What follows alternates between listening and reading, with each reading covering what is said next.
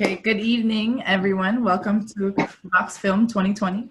Thank you so much for joining us for the screening of the Connections to Our Land and Ancestors Shorts program.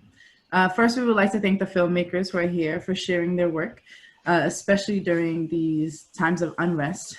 We see the importance of telling our stories and sharing them with the world. Thank you, guys.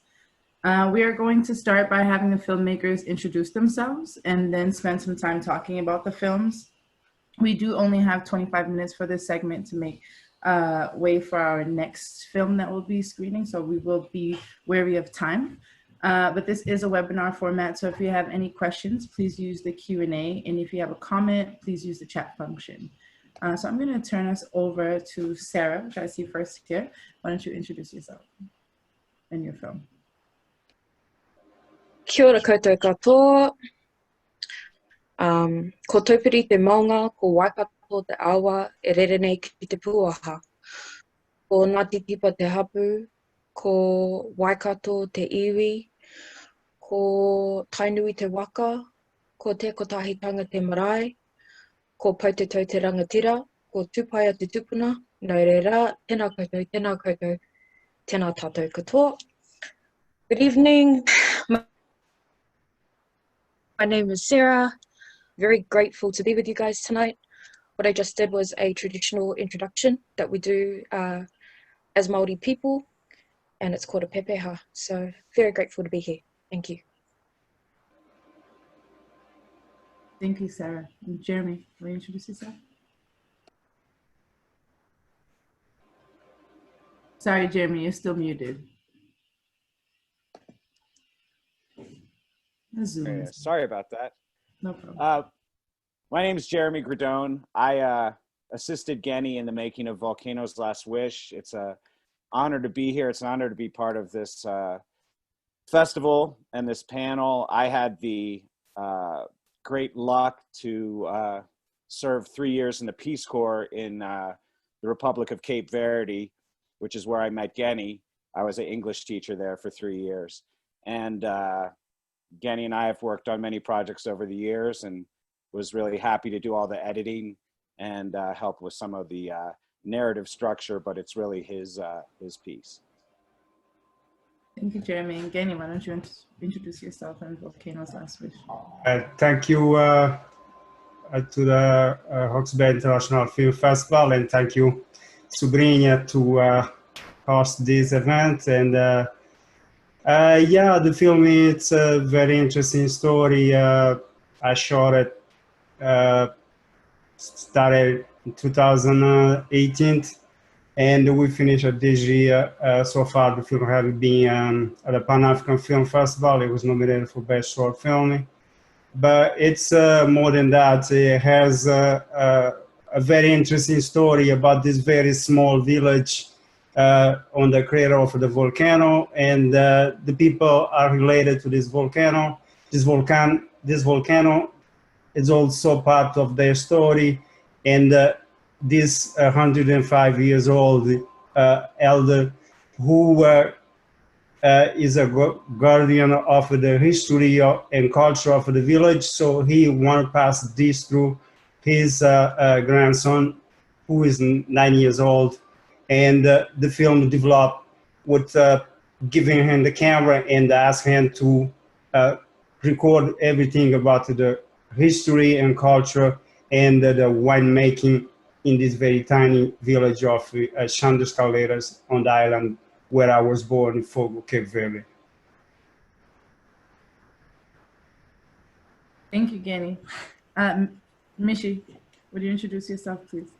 Thank you, Joanne, and great praise for the Rox Film Festival, which we love. So I'll clarify, I'm not a filmmaker. I am co-founder of Upstander Project, which merges my skills as an educator with those of Adam Mazos as a documentarian. And the film that was recently screened, Dear Georgina, is part of a suite of films that came out of our work on Dawnland, which won an Emmy for outstanding research in 2018. I'm speaking to you from the traditional homelands of the Massachusetts people, specifically a place that was called Pig's Gusset by the Quasit band of that tribe. And I am an occupier, an uninvited guest on these lands. And all these screenings are taking place on Indigenous lands. So I want to acknowledge that. And I'm so pleased to be among such an awesome group of people and their creations. Thank you. Thank you, Mishy. And Nikkole, would you like to introduce yourself? Oh, sure. Hi, everyone. I'm Nikkole Mathis, and the title of my short documentary is Once Upon a Time in Reynolds, Georgia. It's a short story about my grandparents, on my father's side. My great-grandfather was, my grandfather, was murdered. It was not police brutality based, but it was based on his race because he was Black. It takes place in 1932. So my grandmother had many stories. She was born in 1898, and she used to talk about many things, how it was like for Black people in the South, specifically in Georgia. Basically, I do a lot of short stories and films on Instagram for right now with my cell phone. So. But this one was filmed with a Canon 80D. Thank you, Nikkole. And Junie, I see you worked with her as well. Sorry, my connection isn't really great. So Sego Gajit Juni Ungets Waxkalewa Ge Akwazasne Nuet Kidalo. My name is Gajit Juni, which means I make flowers. I'm from Akwesasne Mohawk Nation territory, part of the Haudenosaunee Confederacy, and we used to be all of our homelands of New York State. And my film is Without a Whisper Ganungwe, and it's a 26-minute documentary on how our women, the Haudenosaunee, influenced the women's rights movement in the United States. So it's a character-driven film. We follow our clan mother from our community. Her name is Louise Wagelagutste Hearn. And along with her friend Sally Roche Wagner, who is an academic. She's been teaching women's studies for over 40 years. So through their friendship, we kind of uncover this hidden history of how those early feminists who really didn't have any rights at the time looked to our women who had equality in our communities, in our societies, and were influenced to fight for their rights. So that's kind of what the film is about. And it also includes, youth from our community and, showing us the way we are today. So thank you. Thank you, Junie. And I'm actually going to follow up with a question with you because from your introduction, we can kind of get a grasp of what drew you to this project. You can feel free to add to that, of course. But what is it about the story that you feel was most impactful for you as a filmmaker and for your audience? I think for me, it was important for me to make this film because I am a Haudenosaunee woman. And this film is about, it's a way to honor my grandmothers who were never acknowledged, for the contributions that they gave to the women's rights movement. And also our people for what we gave to the world as far as democracy. So Haudenosaunee comes from the Haudenosaunee people contributed democracy, and that's another thing that's also mentioned in the film. I thought it was real important that I should tell this story to rewrite history so that when young women think about the women's rights movement, they'll remember where it came from originally, from the original people of the land. So that was why I made the film. Thank you, Junie. And I think at this point in time, I think a lot of people are trying to rewrite or show the different versions of history that there are, as a lot of the film showed us as well. I'm gonna go to one of the questions in the Q&A. This is from Lorraine, and this is for Nikkole. It says, Nikkole, your short film was compelling and so moving. How long have you been filming, and what got you interested in filming? I used to do a lot of acting when I was in high school, and I just knew I was going to be an actress when I grew up. But I did get out of it, and so I just kind of refound, so to speak, my passion within the past maybe 3 or 4 years. That project probably took me not that long, but I did have to do some research. Unfortunately, I wasn't able to visit Georgia when I was doing it, but it was probably less than a month. Thanks, Lorraine. Thank you, Nikkole. The next question I'd like to ask for Sarah. For your story, how did your story come to you? Thank you for the question. So for TAMATOA, my story came about to me, it was inspired by my son. I have a son who is on the autism spectrum, and as a parent and as a mother, I was really concerned about some of the things that our children can experience in school, especially when autism, I don't feel, is very widely talked about as much as it should be.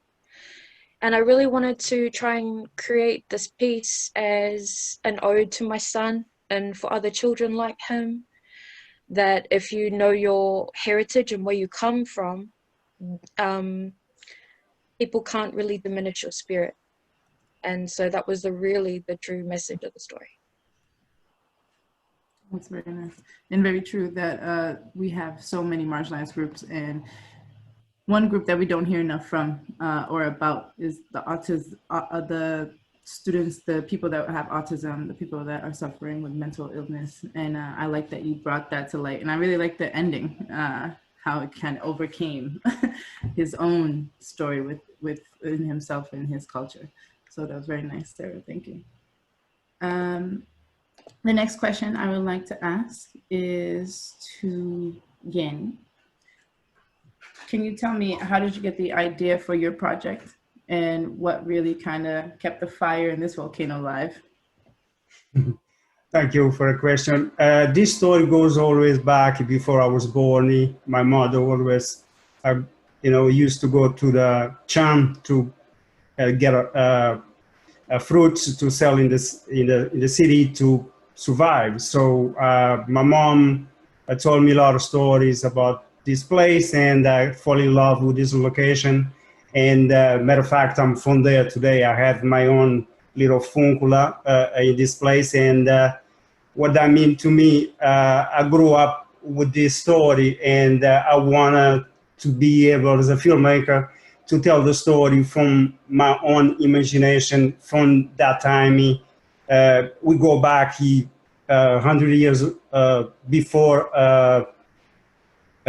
We go back 100 years on the foundation of this very incredible and beautiful place, and I wanted to share this experience and to learn from them. Also, I wanted to keep this legacy from Musa, passed through Michelle, this kind of continuation of discussion about a place nobody knows about it, but it's a story for a small place, but it's a universal story. It's a joy in a sense, and I was very happy to have people like Jeremy to help me to edit the film, to work in the post-production, and I guess what I can say, Musa and Michelle and all the casting and the crew who helped me to put this film together, they never had an experience being in front of the camera. So it was like me trying to teach them how they will perform. In a sense, they wanted to capture the natural lighting, the natural light, and the natural people. And I think the most important thing about this filming is a possibility to explore the human side and to give a voice to who doesn't have a chance to be in front of a camera or in any other form of media. So I think this film, it's very touching to me, definitely, but also it's a very a great opportunity to the people of the village to see themselves in a big screen. Thank you, Guenny. And we could see that with giving Michel the camera and letting him take off in Chan. I'm going to ask one question from the Q&A. It was a follow-up from Sarah, actually. When did you start sharing your family history with your son, and how old was he? Question. When did we start sharing family history? Well, being an Indigenous Māori woman, we include our family history and what it's called whakapapa, pretty much at a very early age. We share it through kapahaka, we share it through songs, which are called waiata. And from the earliest memory that I can think of that he started to learn more about his family history was probably around 2 or 3 years old when I taught him his first song. And obviously with being on the spectrum, and specifically my son's diagnosis, it took him some time to be able to learn how to speak verbally, which is why I really wanted to implement that in the film, that some children who are on the spectrum can be nonverbal, but can communicate in different ways with movement, physicality, expression. With my son, we really take it very seriously to try and implement as much as our family history as we can, because it's truly an honor and a legacy to be an Indigenous person, and we want to continue that with all of our children and the future generations to come. Thank you, Sarah. We have a question in the Q&A, and this is actually for all panelists. I'm going to direct it to Misha first. I'd like to hear from you, and then to all panelists. This is from Bessie, and she says, thank you for sharing your powerful stories. Were there any challenges in making your film that surprised you? Thank you for that question. So I haven't really said a word about our film, Dear Georgina. You know, it kind of came out of our work documenting and bearing witness to the Maine Wabanaki State Child Welfare Truth and Reconciliation Commission, which had a 27-month mandate to discover in Maine why the state was abusing its power and forcibly removing Indigenous children from their families and putting them in the foster care system in violation of a federal law known as the Indian Child Welfare Act. And so in the process of documenting that, there was a woman, a grandmother, a Passamaquoddy woman named Georgina Sapir Richardson, who spoke up in a community gathering and told a story about being with her baby sister in an abusive foster home environment, and that she and her baby sister sat in a bucket of bleach hoping they would become white because they were aspiring to be loved by the foster mother and father that abused them, and they thought it was because of the color of their skin that they were not loved. So the challenge, so Georgina appears in our short film First Light and in our Emmy Award-winning film Dawnland, telling that story. And we had so much material about her when we finished Dawnland, and we felt like there's a journey that this woman is on, and it merited a separate film. But the story about Georgina and the bucket of bleach is something that nobody forgets. And so there was a struggle over, do we put it in, do we leave it out? And we decided to leave it out because Dear Georgina is her journey toward healing and wholeness and how she finds herself. She never had baby pictures of herself. She did, you know, all of that was lost when she was taken at the age of 2. And so it's really about a journey toward wholeness. And so that was an important choice point. So usually when we have a chance to screen our short films, we show First Light, which introduces people to the Truth Commission and the abomination of the government's forced removal of Indigenous children that's been going on in different forms in this country for centuries. And then we showed Georgina film. and then people can put the two together. I would like to just say that Georgina died in July. And she did get to see herself in the movie.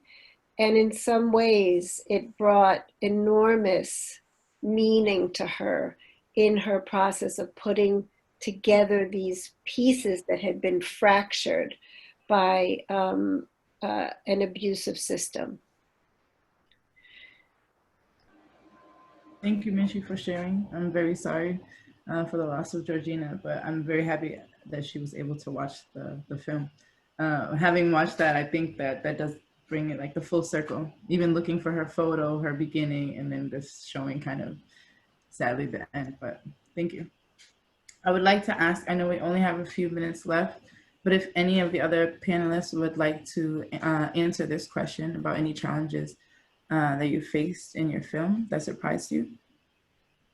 If not, that's okay. I can say something and pass through Jeremy because we had an opportunity to film using two different cameras. We shot with 5D Mark IV and the Canon C500. So those two cameras, even 4K, but there's color and all those things, you know, had a little issue. But the most important thing to me, surprising me, actually, is the fact that was one-man band to film the entire filming, but also to do the sound.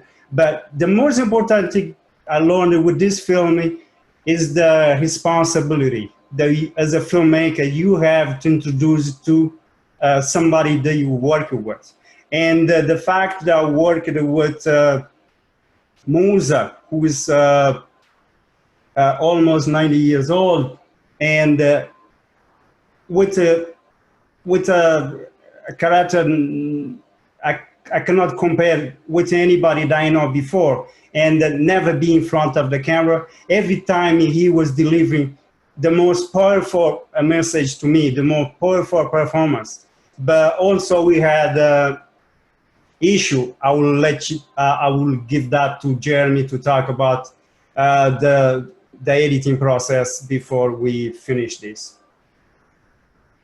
Okay. Well, I'll try to be brief. But yeah, we had some challenges that all came out of Guenny being the director, the producer, the sound guy, the lighting guy, the one-man band, as he says, and there was some things that came up. There was a very critical death scene at the. I don't want to ruin for anybody who's seen it, but who hasn't seen it. But there's a scene where the lead, you know, was going to die, and Guenny shot this and everything, and we had a real. It just the conditions of where he had to shoot it made it impossible to use from a coverage standpoint. So we had to come up with a creative solution to basically keep the film together, and that was creating the narration at the beginning and the end that kind of tied it together and tell the story of the passing and the link to the volcano with Musa, the protagonist, in such a way to make it clear, but without having to show a scene that basically we ended up not being able to cut together. Ironically, and really joyfully in a way, it was an obstacle that turned into a really nice solution, because it introduced Guenny into the film, because it's really kind of Guenny's story of taking up the mantle of telling the story of his people's culture and of the little village and of the connection to the volcano on the island where he grew up. And so the obstacle ended up being turning into a beautiful thing, which is always nice, turning a negative into a positive. Thank you, Guenny. Thank you, Jeremy. We have another question in the chat. And sorry, that question was answered. Moving, I would like to ask Nikkole, what is the hope that people, what is it that you hope people take away from your film? That many things that are happening now happened. This was an incident that happened 88 years ago in 1932. And when you look at today's current events, you see the same thing, if not very similar. What I hope that people take away from it is that we have to teach our youth our history. I think that is very important. I used to sit and listen to my grandmother talk.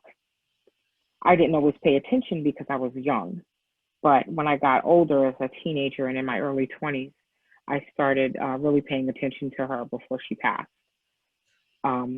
And one of the biggest challenges actually was going from my mother's memory, because all of my father's family has passed away. But I hope that people really listen to their elders in their family or in their community, because they are walking history, you know. And I think that's very important to learn from our history so that we can, you know, make changes for our present and our future. Thank you, Nikkole. That was very well said. Anybody else that would like to share? Maybe Junie, what was it that you would hope that people took from your film? Oh, one of the things that I really hope from this film and from the work that Sally and Louise are doing is that we rewrite history. That in like another generation from now, it'll be like common knowledge, what I shared in the film. So that's one thing that I'm hoping for. And I'm also thankful for all the people that helped me in the film, and that I hope that there's more Indigenous filmmakers that are out there telling our stories, because they're so important right now with everything that's going on in the environment in the world. We need the voice of Indigenous people, and especially the voice of Indigenous women. So I hope to see more. So thank you. Thank you, Junie. I would like to ask all panelists, are there any films that you're working on now, or any projects that we can look forward to seeing soon? I would love to share quickly. So for those who live in the homeland of the Massachusetts people, you know, to Junie's point about, and also what Nikkole said, you know, about history and elders. So people who grew up here don't know that in the colonial era and after this country was founded, there were scalp bounty proclamations that legalized basically domestic terrorism against Indigenous peoples.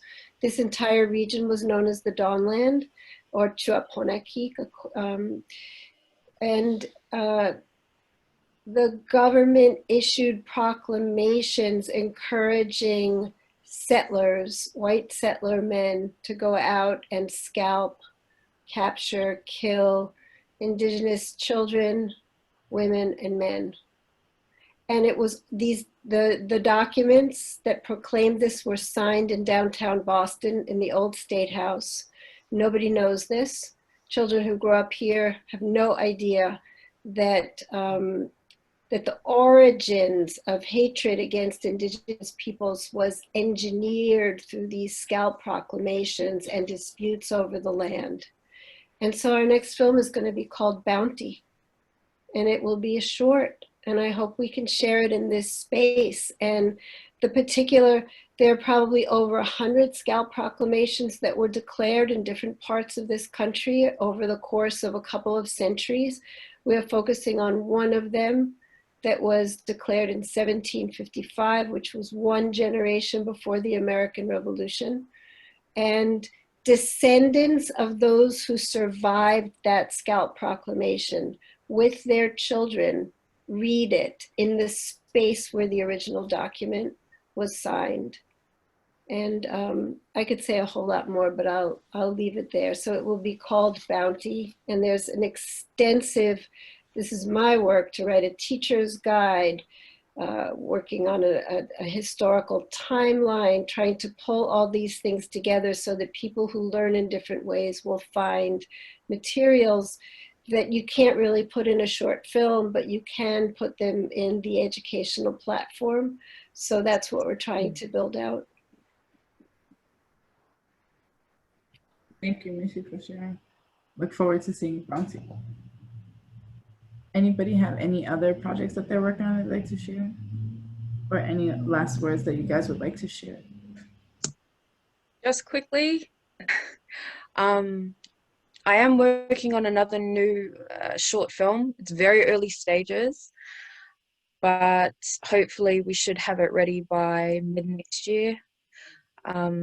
It's a short film about a young brown girl who wants white skin in order to feel accepted. And it's about her relationship with her mother and coming to more realization about, you know, the beauty of her skin. Yeah. Thank you. Thank you, Sarah. I hope all these films are on next year. Anybody else have anything they would like to share? We actually just finished production of 9 short films called a series called Rematriation. And you can look it up on Rematriation magazine, like if you look that up. So we followed 9 different Indigenous women from here, from Turtle Island, and some of the amazing work that they're doing in, you know, language and sustainable agriculture and all kinds of things, music, dance. So that is just getting wrapped up now, and so that's something we want to push out. Thank you, Guenny. And Guenny. Okay, so thank you everybody, and thank you Roxbury International Film Festival. We are working a film about Amilcar Cabral, the heart of Amilcar Cabral, and hopefully next year, by this time, we can premiere the film at Roxbury.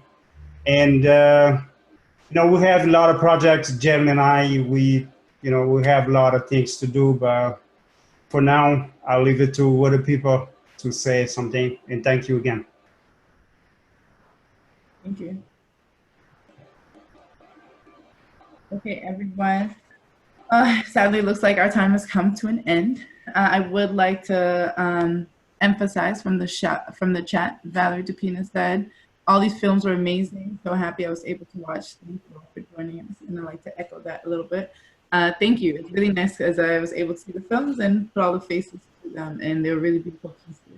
I loved how they connected. Well, they didn't connect, but watching them, they all had this meaning, this story, this history to pass, this different angle, this different like perspective. And I feel like we need more of that.